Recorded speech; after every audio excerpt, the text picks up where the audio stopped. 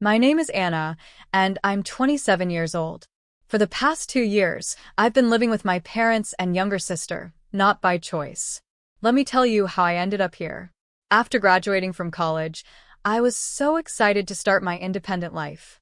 I found a small apartment I could afford on my entry-level salary and finally moved out of my parent house. It wasn't anything fancy, just a one-bedroom in an older building, but it was mine. Well, rented, but you know what I mean. I had a dream, to save enough money to buy my own place someday. So I lived frugally. I packed lunches for work, limited eating out to maybe once a month, shopped at thrift stores, and drove my old Honda Civic from college. It wasn't glamorous, but I felt proud watching my savings grow month after month. My younger sister Lily was the complete opposite of me. She was 6 years younger, only 17 when I moved out, and, honestly, the golden child. Mom and Dad gave her everything: designer clothes, the latest iPhone, expensive makeup. She even had access to their newer car anytime she wanted. Meanwhile, I was scrimping to make ends meet. Every Sunday, I'd visit my parents for dinner, and Lily would make sure to flaunt whatever new luxury item she had. "Anna, look at my new Gucci purse. Isn't it gorgeous?" she'd squeal, knowing full well I couldn't afford anything remotely close. "Oh, is that the same sweater from your Facebook photos from like 3 years ago?" I'd try to brush it off. "It's still in good shape. Why replace it? Because it's so out of style." "God, Anna, you dress like a grandma." She'd laugh, looking at our parents for approval. They never said anything. They'd just smile or awkwardly change the subject. I guess they thought it was harmless teasing.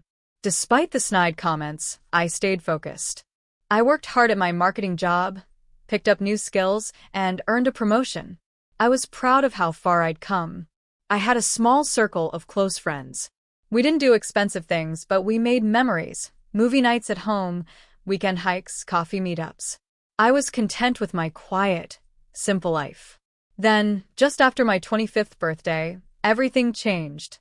That Sunday, I walked into my parents' house and immediately felt it. Something was off. Dad was unusually quiet. Mom's eyes were red and puffy. Even Lily was subdued, scrolling silently through her phone. We sat down to eat, and the tension was thick in the air. Finally, Dad cleared his throat. "Anna, we need to talk to you about something important," he said, his voice strained. Mom reached over and squeezed his hand. "Your father lost his job last week. The company downsized, and they let go of his entire department." I froze, fork midair. "Oh my God. Dad, I'm so sorry." Mom started twisting her napkin nervously. "The thing is, Anna, we don't know how we're going to manage. Lily's college tuition starts next month. And then there's the mortgage, the car payments, the utilities." And then they all looked at me. I knew what was coming. "Anna," Mom said softly, her eyes welling up, "we hate to ask this of you, but we're desperate. Would you consider moving back home for a while? Just until your father finds a new job. If you could help with household expenses, we might be able to keep the house and keep Lily in college." It felt like someone had punched me in the gut. Move back home? Give up my independence? Put my savings on hold? But looking at their desperate faces, I couldn't say no. "How much would you need each month?" I asked quietly, already imagining packing up my apartment. "About $1,800, Mom said quickly. "That would cover Lily's tuition and help with the bills." That was almost all of my extra income. Nearly everything I had been putting into savings. But they were my family. They needed me. "Okay," I said, swallowing the lump in my throat. "I'll give notice on my apartment this week." Mom burst into tears and hugged me tightly. "You're saving us, Anna. You're truly saving this family." Dad looked at me with gratitude. "It won't be for long, princess. Just until I'm back on my feet." Even Lily, for once, seemed genuinely thankful. "Thanks, Anna." I didn't know what I was going to do if I couldn't go to college with my friends. 2 weeks later, I moved back into my childhood bedroom. Well, what had been my bedroom. After I moved out, Lily had claimed it as her own, transforming the space into a makeshift walk-in closet for her ever-expanding wardrobe. When I returned, her clothes had been hastily shoved aside, but the room still overflowed with her things. Handbags on shelves, shoes under the bed, and boxes stacked in the corners. The space felt smaller than I remembered, with its pale blue walls and that same old twin bed that suddenly seemed too narrow for the adult I'd become. Most of my furniture had to go into storage. That first night, lying stiffly on my old mattress, I tried to comfort myself with the thought that this was only temporary. Just a few months, I told myself. Dad would find a job soon, and I'd be back on my feet in no time. I had no idea how wrong I was, or how quickly everything would shift. The first few months weren't so bad. Mom cooked special dinners to thank me. Dad would pat my shoulder with a warm smile and say, "You're a lifesaver, Anna." I set up automatic bank transfers to send $1,800 to Mom's account at the start of every month, a painful hit to my finances, but I reminded myself it was for family. That's what family does, right? Then, about 3 months in, Dad finally landed a job. We popped open a bottle of cheap champagne to celebrate. I remember smiling and saying, "So, I guess I can start looking for my own place again?" But Mom's expression faltered. "Well, the thing is, Anna," she said, her smile fading, "your father's new salary isn't quite what we hoped for." Dad stared silently at his plate. "It's barely half of what I was making before," he muttered. "We still need your help," Mom said gently, reaching for my hand. "Just for a little while longer." I nodded, swallowing my disappointment. Of course. Family comes first. But slowly, the gratitude began to disappear. It started with little comments. "Anna, do you really need to spend 40 minutes in the bathroom every night?" Mom asked one evening. "It's wasteful. You're not the only one who lives here, you know." My evening bath was my one indulgence, a chance to unwind with a book and some hot water. But I scaled it back to 20 minutes. Then came the dinners. Mom used to make my favorite lasagna at least once a month. Now it was all about Lily's tastes: chicken parmesan, stir-fry, salads with kale, goat cheese, and other ingredients I didn't even like. I started noticing other things too. Extra grocery runs, always for Lily's snacks. Dad asking me for $40 for gas until payday. Mom needing $100 for a hair appointment because her card wasn't working. I never saw that money again. Meanwhile, Lily strutted around with new things. Expensive shoes, a designer backpack, a smartwatch. One day, I finally asked her, "Where are you getting the money for all this?" She rolled her eyes. "Mind your own business. Just because you choose to live like a pauper doesn't mean I have to." I should have pushed back. I should have demanded answers. But I let it go. Big mistake. Then came the breaking point. One Friday night, I came home completely drained. My boss had dumped a last-minute project on me, and I'd stayed late to get it done. All I wanted was a hot bath and sleep. Instead, Lily was waiting in the hallway, practically bouncing with excitement. "There you are. I need $700, she announced without even saying hello. "We're going to the beach next weekend." Everyone already paid their share. I blinked at her, exhausted. "You think I'm just going to hand you $700? Her smile vanished. "Why not? It's not like you spend money on anything." "Because I'm paying $1,800 a month to keep this household running," I snapped. "I don't have spare cash lying around for your beach trips." "God, you're so stingy," she huffed. "It's just money." And something inside me snapped. "No. It's not just money," I said, voice rising. "It's my hard-earned money. I work 50 hours a week to earn it. Maybe if you got a job like I did in college instead of leeching off everyone, you'd understand what money actually means." Her eyes widened. "I have classes. I don't have time for a job. I took a full course load and worked 20 hours a week. You're just lazy and entitled." She burst into tears. Loud, dramatic sobs that echoed through the house. And right on cue, Mom and Dad appeared. "What's going on?" Mom demanded, rushing to Lily's side.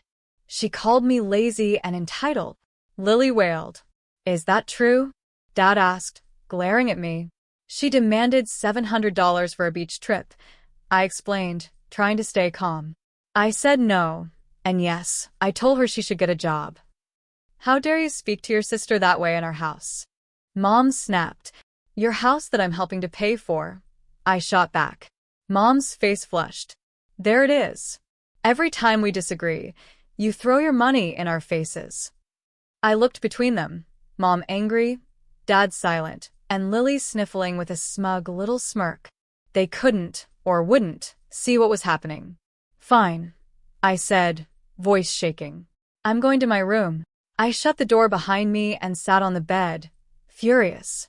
This wasn't how family was supposed to treat each other. This wasn't support. This was exploitation. And that night changed everything. I started paying attention.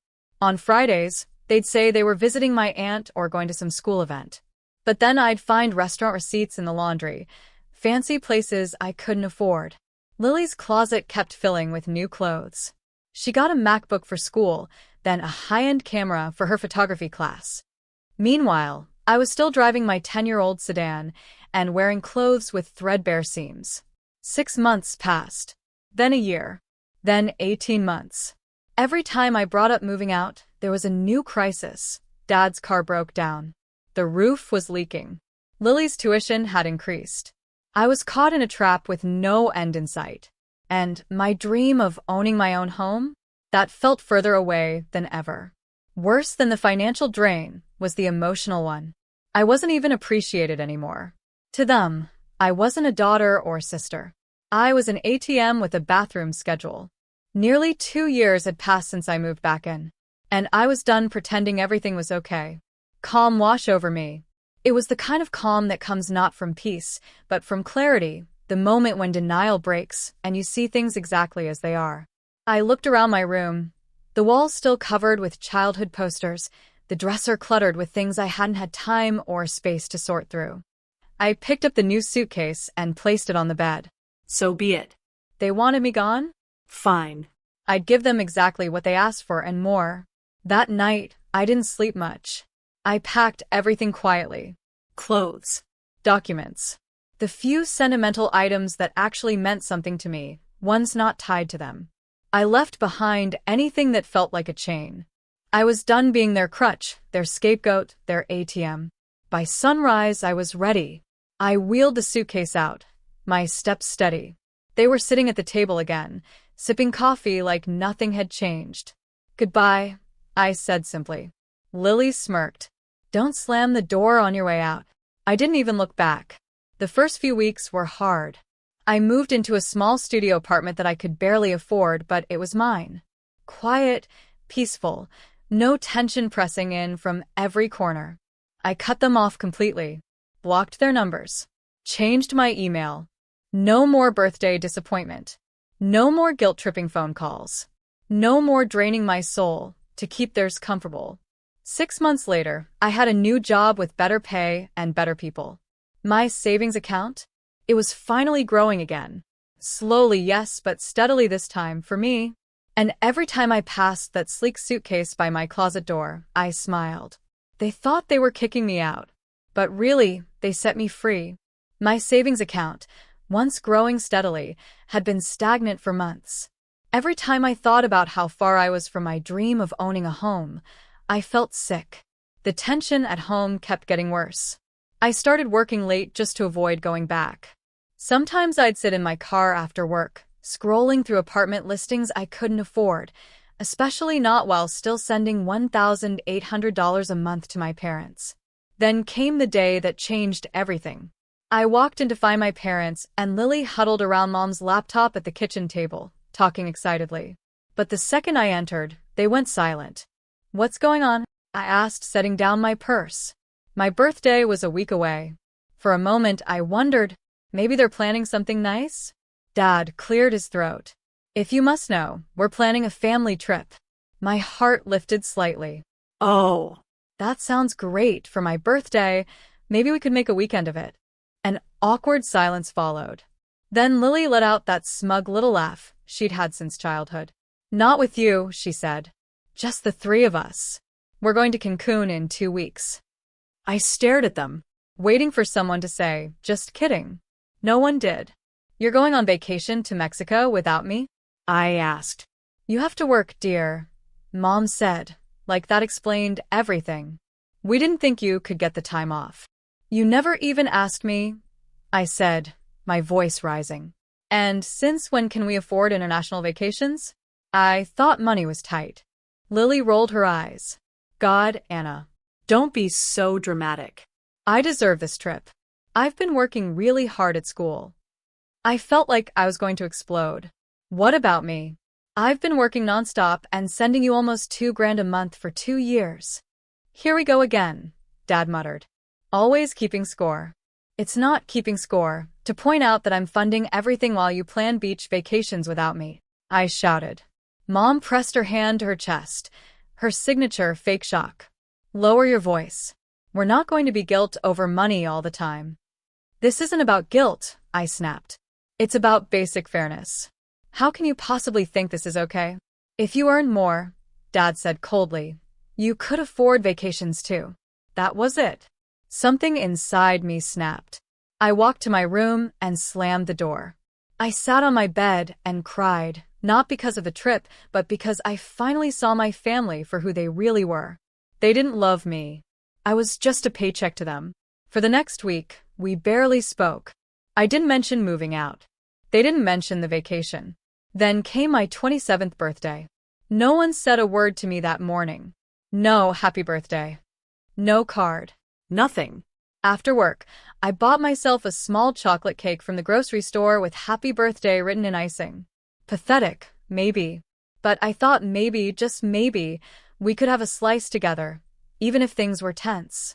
When I walked in, I was surprised to see them all dressed nicely, gathered around the dining table.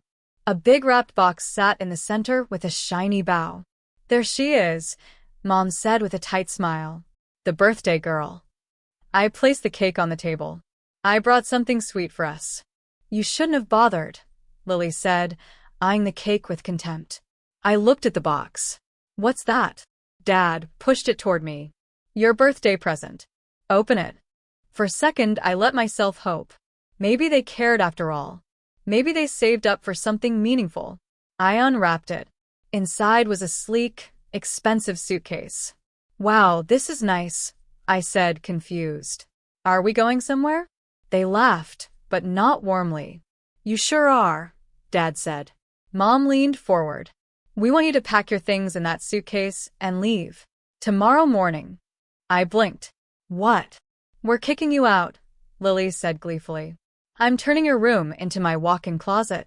I stared, stunned. Why? Why now?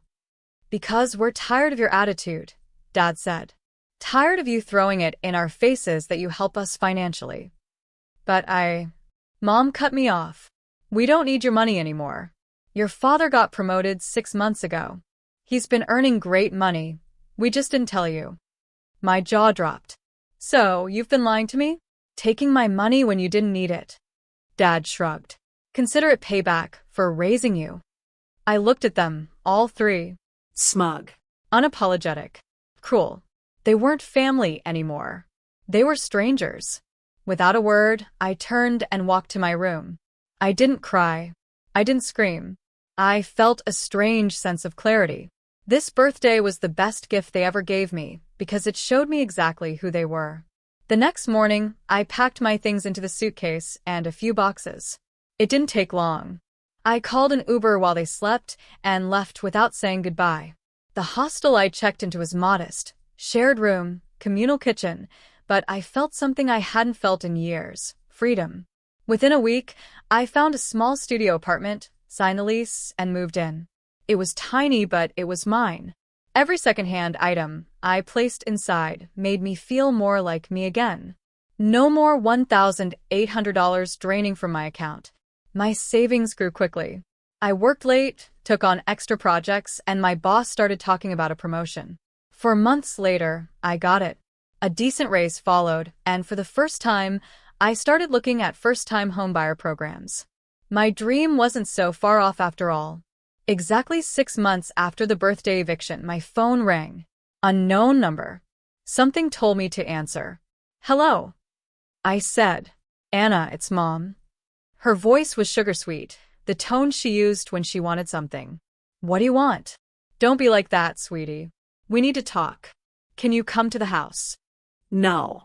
Say whatever you have to say now. She hesitated. Your father lost his job again. Layoffs. The bills are piling up. We're at risk of losing the house. I said nothing. We need your help, Anna, she finally admitted. Can you move back in and help with the bills? Like before? I laughed. A bitter, stunned laugh. You've got to be kidding me. We made a mistake, she rushed. We were stressed. Your father, you know how he gets. We all say things we don't mean. No, I said. I'm not coming back. Not now. Not ever. But we're your family. You should have thought of that before you treated me like garbage. Goodbye, Mom. I hung up. Minutes later, my phone blew up with calls and texts from new numbers. I blocked them all. Even a handwritten letter showed up under my apartment door. Creepy, since I'd never given them my address. I ignored it all. They'd taken enough from me. I had finally, truly taken my life back. 2 weeks after that first call, I received an email from someone claiming to be their lawyer. The message was formal and threatening, stating that my parents were demanding I pay them $24,000 for room and board for the 2 years I lived with them, calculated at $1,000 per month. I almost deleted it, assuming it was just another scare tactic. But something about the letterhead and signature looked legitimate. A quick Google search confirmed the lawyer was real. I panicked, just a little, and reached out to James, a college friend who'd become a lawyer. We grabbed coffee that weekend, and I showed him the email. They're bluffing, he said after reading it. This is harassment, not a legitimate legal claim. Can you help me respond? I asked. Better than that, he grinned. I'll respond for you officially. No charge. James drafted a response the same day. It was perfect, professional, concise, but absolutely devastating. He acknowledged their claim and then systematically dismantled it by pointing out that I had sent my mother $1,800 every month for 2 years, totaling $43,200. If your clients wish to pursue this matter in court, the letter concluded, my client is prepared to file a counterclaim for the full amount of $43,200 plus legal fees and emotional damages. We have bank records documenting all transfers. James sent the letter from his firm's address that evening. 3 days later, the lawyer replied with a single sentence. My clients have decided not to pursue the matter further. Just like that, it was over. The call stopped. The text stopped. The email stopped. Through mutual relatives, I heard things weren't going well for them. Dad still hadn't found a job. They'd sold one of their cars to cover Lily's final year of college. Creditors were calling constantly, and they were at risk of losing the house. A year ago, this news would have crushed me. I would have rushed in to help, no matter how they'd treated me. But now? I felt nothing but distant pity, the kind you might feel for strangers in a news article. They had made their choices. They treated me like an A-team, not a daughter.